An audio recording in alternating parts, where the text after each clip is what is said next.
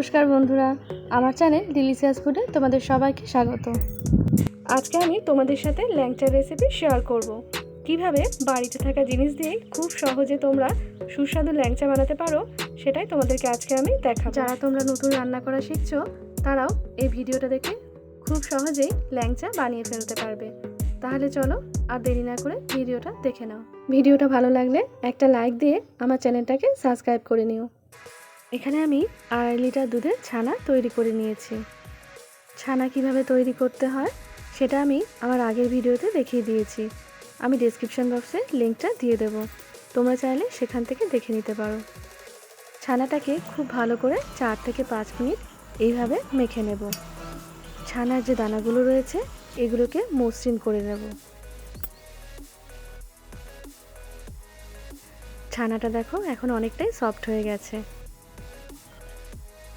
খুব জোরে জোরে মাখার দরকার নেই, হালকা হাতে এভাবে মেখে নিলেই হবে।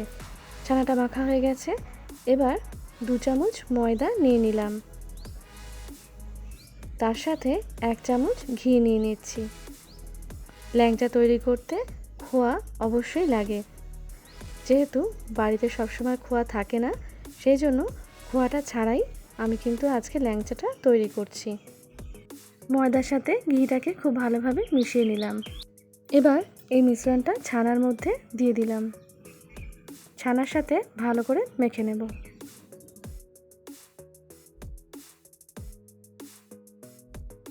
ছানা আর ময়দাটা খুব ভালো করে মেখে নিলাম। এবার এর মধ্যে আমি 3 প্যাকেট গুঁড়ো দুধ অ্যাড করব। এই দুধটা দেওয়ার জন্য ল্যাংচাটা খেতে ভীষণ টেস্টি হবে। 2-3টে এলাচ থেতো করে এর মধ্যে আমি দিয়ে দিলাম। এলাচের ফ্লেভারটা আমার ভালো লাগে, সেই জন্য আমি এখানে দিয়েছি। তোমরা চাইলে এটা স্কিপ করেও যেতে পারো। এখন কিন্তু এর মধ্যে আমি কোনো রকমের চিনির গুঁড়ো বা চিনি ব্যবহার করছি না, কারণ খেয়াল রাখতে হবে আমি এখানে গুঁড়ো দুধ ব্যবহার করেছি, যেটা যথেষ্ট মিষ্টি। এ পর্যায়ে যদি চিনি ব্যবহার করা হয় তাহলে ছানার মিশ্রণটা কিন্তু অনেকটা পাতলা হয়ে যাবে, তখন ল্যাংচাটা ঠিকঠাক তৈরি করা যাবে না।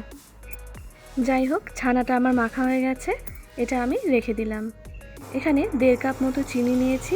কড়াইতে 1 লিটারের একটু বেশি জল বসিয়ে গরম করে নিয়েছি, তার মধ্যে চিনিটা দিয়ে দিলাম। একটা শিরা তৈরি করে নিচ্ছি। শিরাটা খুব ঘন করব না, মোটামুটি পাতলাই থাকবে। 1 লিটারের একটু বেশি জল নিয়েছিলাম, এটা ঘন হয়ে 1 লিটারের একটু কম হলেই নামিয়ে নেব। 3টে এলাচ দিয়ে দিয়েছি। গ্যাসের ফ্লেমটা এখন বাড়ানোই রয়েছে। শিরাটা তৈরি হয়ে গেছে, এটা এখন নামিয়ে নেব। ছানার মিশ্রণের মধ্যে এখন আমি 1/2 চামচ মতো বেকিং পাউডার দিয়ে দিলাম। এবার খুব ভালো করে আবারও একবার মেখে নিচ্ছি। বেকিং পাউডারটা দেওয়ার সাথে সাথেই মিষ্টিগুলোকে আমি গড়ে তারপর ভেজে নেব। অল্প একটু মিশ্রণ হাতে নিয়ে প্রথমে গোল করে তারপর এরকম একটা লম্বা শেপ ল্যাংচার মতো দিয়ে নিলাম। এটা কিন্তু তৈরি হয়ে যাওয়ার পর আরও খানিকটা বড় হয়ে যাবে, সেই জন্য ল্যাংচাটা যেরকম হয় তার থেকে বেশ খানিকটা ছোট আকারের ল্যাংচাটা গড়ে নিতে হবে।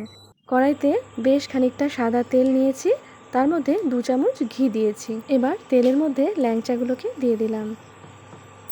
গ্যাসটা একদম কম করে রেখেছি। এইভাবে হালকা হাতে কন্টিনিউ তেলটাকে নেড়ে দেব, তা না হলে মিষ্টির কোনো দিকটা বেশি তাপ লাগবে আর কোনো দিকটায় তাপ লাগবে না। এইভাবে নাড়লে সব দিকটাই সমান তাপ পাবে। এটা ভাজার পরে যখন আমরা শিরার মধ্যে দেব তখনও খানিকটা বড় হয়ে যাবে। বুঝতেই পারছো আস্তে আস্তে একটা কালার চলে আসছে। গ্যাসের ফ্লেমটা কিন্তু কমানোই থাকবে, কোনোভাবেই বাড়িয়ে দেওয়া চলবে না, তাহলে মিষ্টির বাইরেটা কিন্তু চট করে পুড়ে যাবে।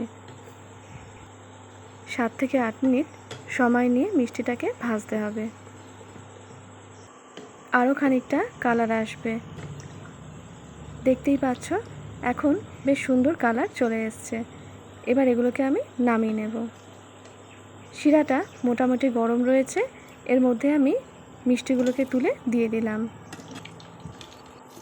এর মধ্যে 30 মিনিট মতো মিষ্টিগুলো ডুবিয়ে রাখলেই খাওয়ার মতো হয়ে যাবে। একইভাবে বাকি মিষ্টিগুলোকেও আমি ভেজে নামিয়ে নিলাম। এখানে কিন্তু আমি শিরার মধ্যে ল্যাংচাটাকে ফুটালাম না, তাহলে খুব বেশি নরম হয়ে যাবে। খেয়াল রাখতে হবে রসটা যাতে হালকা গরম থাকে। তার মধ্যে গরম গরম মিষ্টিগুলো দিয়ে দেবে। দেখতেই পাচ্ছ ল্যাংচাগুলোকে দেখতে কত সুন্দর লাগছে, আর এগুলো খেতেও কিন্তু খুবই সুস্বাদু হয়েছে। তাহলে আর দেরি না করে তোমরাও এটা ঝটপট বাড়িতে বানিয়ে ফেলো। আর কেমন হলো সেটা অবশ্যই কমেন্ট করে আমাকে জানিও। আজ তাহলে এ পর্যন্তই। তোমাদের সাথে আবার আমার দেখা হচ্ছে নেক্সট ভিডিওতে। ততক্ষণ পর্যন্ত সবাই ভালো থেকো, সুস্থ থেকো।